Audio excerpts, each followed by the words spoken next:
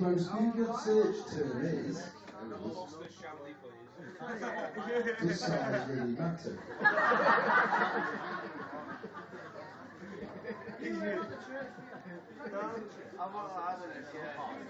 But of course, we started with my name's Neil Copper, and I'm Dan's cousin, and I've known him all his life.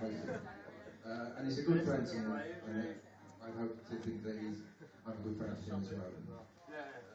Whilst, I've got 19 pieces left. And I'd like to thank you all tonight to celebrate Dan and Tracy's wedding. And of course, not only is this a big week for Dan's wedding, but it's also a big week for racing. Today is the last day of the Ascot racing. There are many similarities between today and racing, or Ascot I should say, in that everybody's dressed very smartly. Many of the women are wearing their finest regalia today. And of course, we're hoping tonight that the going will be firm and it'll be an enjoyable ride.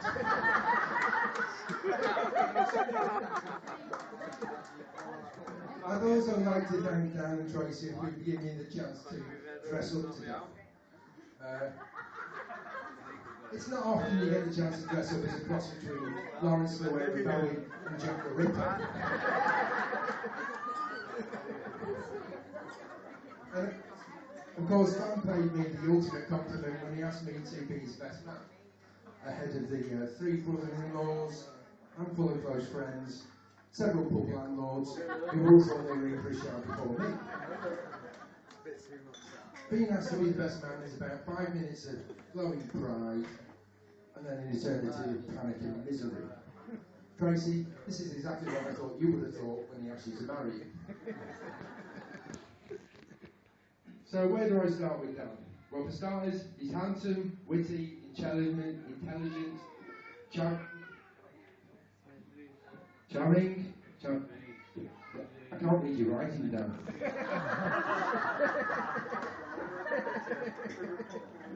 Well, I've known Dan all of his life, because I'm slightly older than he is, so, and we spent a lot of Christmases over the years at Tricia's, and we spent a lot of special times and special spaces together. But if I'm honestly looking back over those spaces, then some of them have been just a slightly bit weird. At the time when Diana and Prince Charles got married, Dan's dad, Roy, where are you, Roy? Hey! Roy made us dreadful in costumes and reenact the royal wedding in his front room for his own personal enjoyment. So Dan played a very, very young Prince Charles because he had big ears. Becky had bigger ears, but she cried on the day, so she wouldn't do it. Okay, so. And you'll be surprised to know I was the victim. There's a real, for those people who know me, there's a fucking really big irony there. So, in this kind of odd, strange ritual on the day of Diana being married, I stood in Roy's living room and I married Dan to his sister, okay, pretending to be Diana. And as you guess, that's pretty weird, because Roy lives in Birkdale, not Hesketh Bank. And there was another time, I don't, this might, Roy's got a pond in his garden. And about 20 years ago, Roy lost a catfish, okay? So what we had, as missing friends, was to empty the pond looking for this catfish. So we emptied probably over 100 buckets of mud onto the lawn, which we had to then search through by hand. Of course, within about 10 or 15 minutes, we're falling in the mud, we're throwing mud, we're covered in the inevitable. It got everywhere, absolutely everywhere. So at the end of the day, I had to kind of, me and Dan, because I was probably about, I don't know, about 15, Dan was about 11, and I'd take him into the shower and scrub Dan clean. You know, yeah, exactly. While Roy watched and took photos.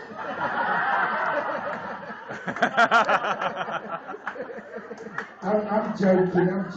He'd run out of film by that point. So, boom. and when I was 15 or 16, I used to make cine films. And it's kind of inevitable of what I do now as a media lecturer. But I used to make cine films, and Dan occasionally appeared in one or two of mine. And he appeared in a Rambo film that I once made. He played a young Rambo at the age of 8, and what we did is we ran around Birkdale sand dunes. Well, he did, and me and my 16-year-old mate shot crossbow bolts at him. Okay. And those were the good old days when you could carry a medieval weapon and people didn't really care. You know, that time. But of course, Dan was always good for a laugh then. You know, as long as it wasn't a flesh wound, it was okay in that space. But also tonight, I'd like to say how beautiful Tracy looks today in her fantastic dress. You looked $1 million today, Tracy. Thank you. Dan liked it too, because when we were in the church, he turned to me and said, it would blend in nicely with the kitchen.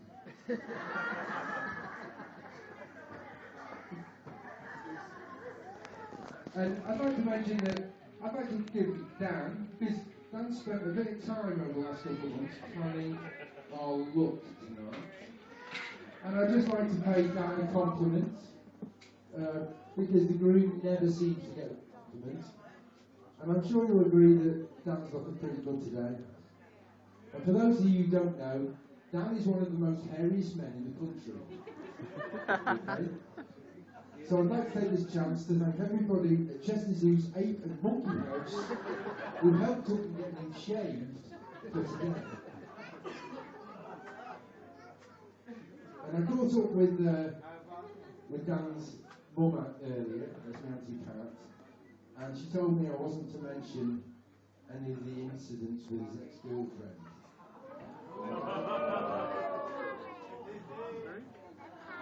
So let's go with me.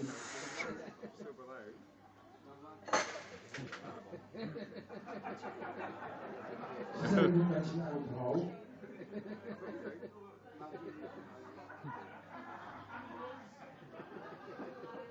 Well, she said I can't mention the police either.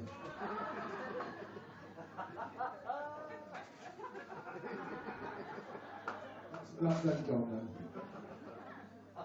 And Dan's born on the 11th of September. And has decided to look up Dan's birthday on the internet and see what momentous occasions happened when he was born. Unfortunately, September 11th, besides 2001 and the murder of 2,000 people in America, it's a pretty boring day. Okay? So nothing much happened, although the nurses on the ward where he was born still refer to it as Ugly Thursday. Dan was born on September 11th, which makes him a Virgo. Okay?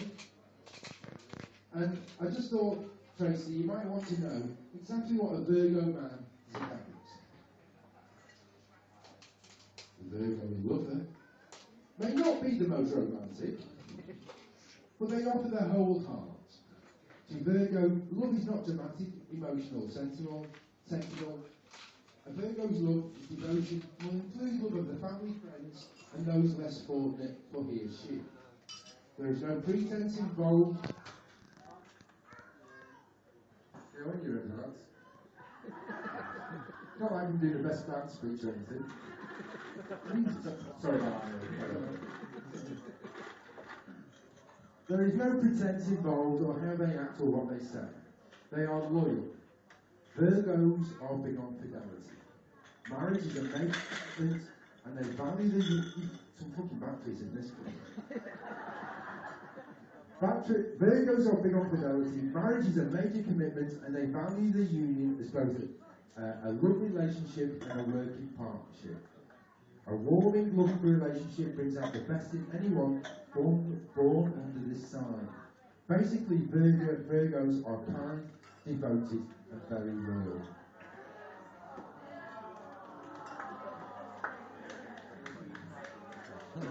Right, I'll keep you busy for about 10 minutes. So Tracy, thank you. It was funny the first time. Oh, we're going to be here for freaking hours.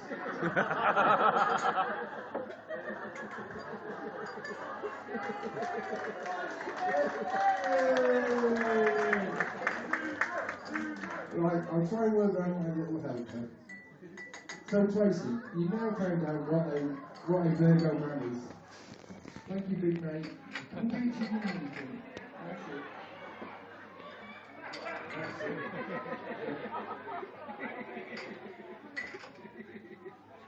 Might help you, just because it might be a bit quicker. Can somebody look after their fucking child? All we ask is hope.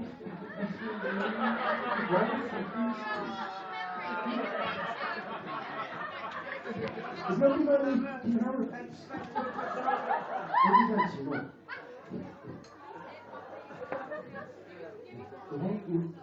Yeah. Take 2 more. 1 at a time, Arthur.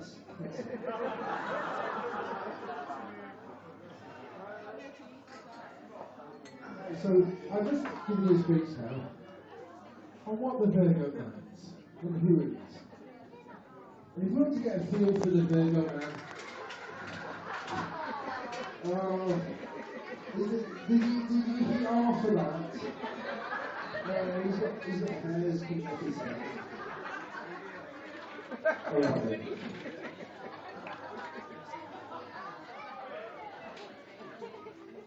Who's got ecstasy on the dance floor?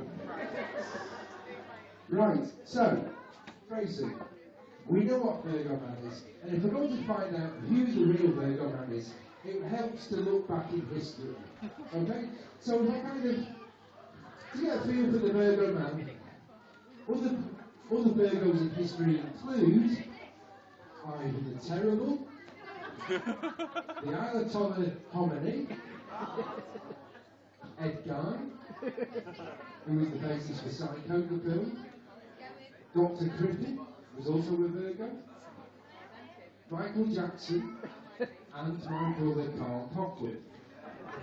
Now I'm sure you'll agree that all of them are bastards. But I'm sure in this case that Dan will be the exception to the rule in this case.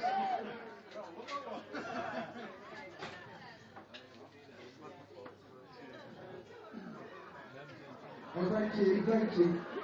So,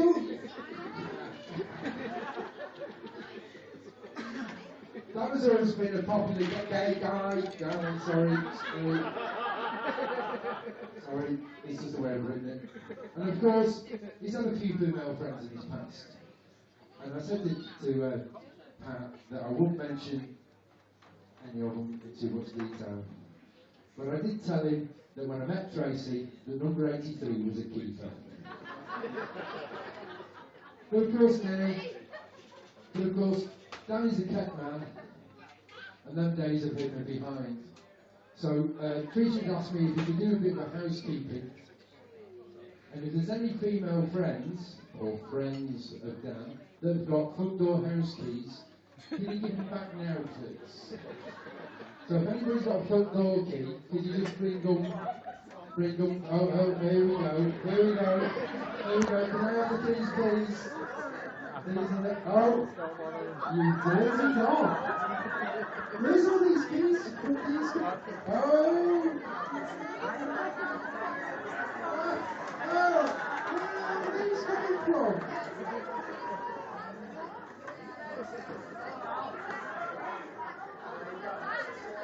Thank you, ladies. Thank you. Daniel, I never thought I would. Oh! Boy's got it as well. No, we give it to Al. Obviously, the joke's just been revealed, so Al's got Look like we doggies. Oh, here the boys.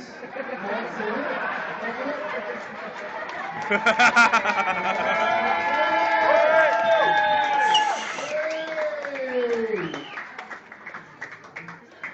I don't know why they both got up. There was only one kid.